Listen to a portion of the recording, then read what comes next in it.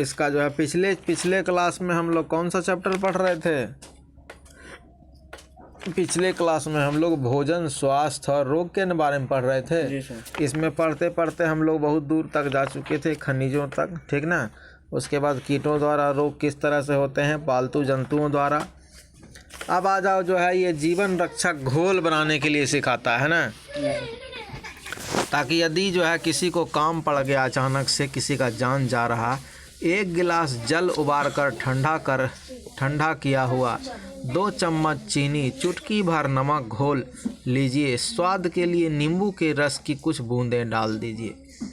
तो तुमसे कोई पूछेगा बाबू जीवन रक्षक घोल बनाना जानते हो, तो उसको यही बताएगा। क्या बताएगा? 1 गिलास जल है, ठीक है, उबला हुआ और ठंडा किया हुआ, उसमें 2 चम्मच चीनी डालिए और चुटकी भर नमक डालिए और स्वाद के अनुसार नींबू हल्का निचोड़ दीजिए। यह क्या बन गया? जीवन रक्षक घोल बन गया। आ जाओ, मक्खियों एवं मच्छरों के फैलने वाले रोगों की रोकथाम। ये आदमी को कब दिया जाता है? जब किसी को बहुत ज़्यादा लूज मोशन होता ना है जी सर। लूज मोशन मतलब जब जो है डायरिया हो गया है ना, और उसको जो है बार बार दस्त आ रहा, तो उसके शरीर से पानी निकल रहा, तो उसको यही जीवन रक्षक घोल पिलाया जाता है हल्का, नहीं तो उसकी मौत हो जाएगी पानी कमी के कारण। कोई दिक्कत भी, पानी शरीर में घटेगा, उसकी मौत हो जाएगी। अगर ये घोल उसी समय पिला दे, उसका जान बच जाएगा, है ना। चलो आगे बढ़िए। मक्खियों एवं मच्छरों से फैलने वाले रोगों की रोकथाम। तो जो है जो रोग मक्खियों और मच्छरों से फैलते हैं, उनसे कैसे बचा जाए? रोग कौन सा है? हैजा, मलेरिया, डेंगू आदि रोग है। आ जाओ, यहाँ पर बता रहा क्या उपाय है। पूरे मकान की नियमित सफाई करनी चाहिए। अब बोलो, देखो कहीं मिलता है? पूरे मकान की हर दिन करता है ना पूरे साफ, पूरा मकान को नियमित सफाई। दूसरा क्या है? समय समय पर पूरे मकान में कीटनाशक दवाओं का छिड़काव करना चाहिए। जब मच्छर जो है बहुत ज़्यादा बढ़ जाता है, जब कीट बढ़ जाता है, तो कीटनाशक दवाओं का जरूर छिड़काव करना चाहिए। आ जाओ, तीसरा, शौचालय एवं स्नान घर को साफ फिनाइल या डिटॉल से धोना चाहिए। शौचालय को क्या करना चाहिए? साफ फिनाइल या डिटॉल से धोना चाहिए। आ जाओ, चौथा क्या है?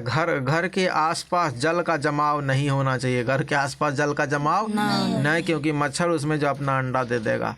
रुके जल पर केरोसिन छिड़कने से मच्छर उस पर अंडे नहीं दे पाते हैं। यदि कहीं जल रुका हुआ है, तुम उसको हटा नहीं सकता है, तो उस पर क्या करेगा?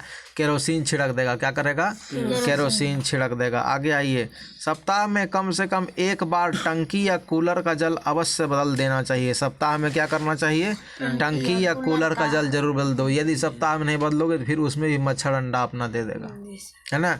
और मच्छर अंडा दे देगा तो डेंगू का भी हो सकता है, मलेरिया का भी। आ जाओ, सोते समय मच्छरदानी का प्रयोग करना चाहिए। सोते समय मच्छरदानी जरूर लगाना चाहिए। अगले में आ जाओ, खिड़कियों में तार की जाली लगवानी चाहिए। खिड़कियों में तार की जाली लगवानी चाहिए, जिससे बाहर से मक्खी मच्छर मकान के भीतर ना आ सकें। तो तार का जब जाली लगाएगा तो बाहर से जो है मक्खी वो मकान के भीतर नहीं आ पाएगा। अगले में आ जाओ, टीकाकरण और ड्रॉप पिलाना। कुछ रोगों जैसे खसरा, टाइफाइड, डिप्थीरिया, काली खांसी, पोलियो, क्षय आदि से बचाव के लिए उपयुक्त टीके या ड्रॉप पिलाना। टीके लगना या ड्रॉप पिलाना चाहिए। टीके लगना या ड्रॉप पिलाना चाहिए। इसे शरीर में रोगाणुओं से लड़ने के लिए रोग प्रतिरोधक क्षमता उत्पन्न हो जाती है। क्या होती है? रोग से लड़ने की प्रतिरोधक क्षमता। जैसे कोरोना में देखा ना, कोरोना का टीका लगा दिया। टीका में क्या होता है कि अगर कोरोना का वायरस जो तुम्हारे अंदर घुसेगा, तो तुम्हारे अंदर ऐसे पहले तत्व मौजूद कर दिया है जो कि उससे लड़ना शुरू कर देगा। बात बुझा? कोरोना का वायरस घुसेगा, लेकिन अगर तुम टीका लगाया हुआ है तो उससे लड़ना शुरू हो जाएगा, उसको घुसने नहीं देगा। यदि तुम टीका नहीं लगाए हुए तो वो रोग घुस जाएगा तुम। कोई दिक्कत भी? वैसे ही होता है। ये सब टीका क्यों लगाता है? टीका लगाने से वो खास रोग जो है तुम्हारे अंदर नहीं प्रवेश कर पाएगा। आगे आ जाइए। अतः बच्चों को समय समय पर टीके लगवा देने एवं ड्रॉप पिला देने से कई घातक रोगों से उन्हें बचाया जा सकता है। ये टीके और ड्रॉप सभी प्राथमिक स्वास्थ्य केंद्र पर लगाए और पिलाए जाते हैं। टीके कहाँ पर लगाए जाते हैं? प्राथमिक स्वास्थ्य केंद्र पर। कोई दिक्कत भी?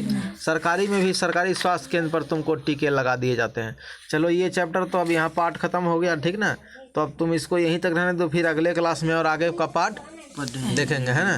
ठीक है, आज के लिए इतना ही रहने दो, फिर आगे क्वेश्चन सब सॉल्व